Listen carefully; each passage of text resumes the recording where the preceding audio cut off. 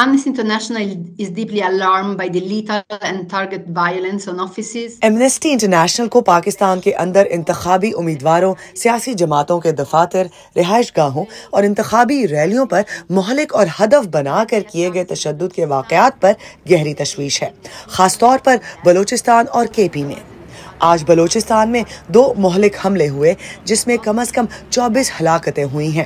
اس سے پہلے 30 دنوں میں درجنوں دیگر حملے ہوئے ہیں جن کے نتیجے میں 2 امیدوار ہلاک بھی ہوئے۔ ایمنسٹی انٹرنیشنل کو انتخابات سے قبل تشدد، مظاہروں اور اجتماع پر مخصوص پابندیوں، پارٹی کارکنوں اور امیدواروں کو ہراساں کرنے، ماورائے قانون گرفتاری اور نظر بندی، میڈیا پر پابندیوں، انٹرنیٹ اور سوشل میڈیا میں خلل ڈالے جانے اور سیاسی مخالفین پر قانون کے سارے تقاضے پورے کیے بغیر مقدمات چلانے پر تشویش ہے۔ ایمنسٹی انٹرنیشنل نگراں حکومت پر زور دیتی ہے کہ وہ انتخابات کے دوران اور اس کے بعد انسانی حقوق سے متعلق ذمہ داریاں پوری کرے، میڈیا پر پابندیوں کے خاتمے اور انٹرنیٹ تک رسائی کو یقینی بنائے، تمام سیاسی مخالفین کے حقوق کی پاسداری، اجتماع اور احتجاج پر سے تمام پابندیوں کو ختم کرے، منصفانہ ٹرائل اور مناسب قانونی عمل تک رسائی فراہم کرے،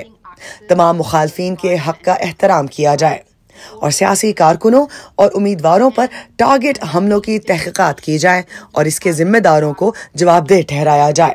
اور موت جیسی سزا کے بغیر منصفانہ مقدمہ چلایا جائے۔ Fair trials without recourse of death penalty.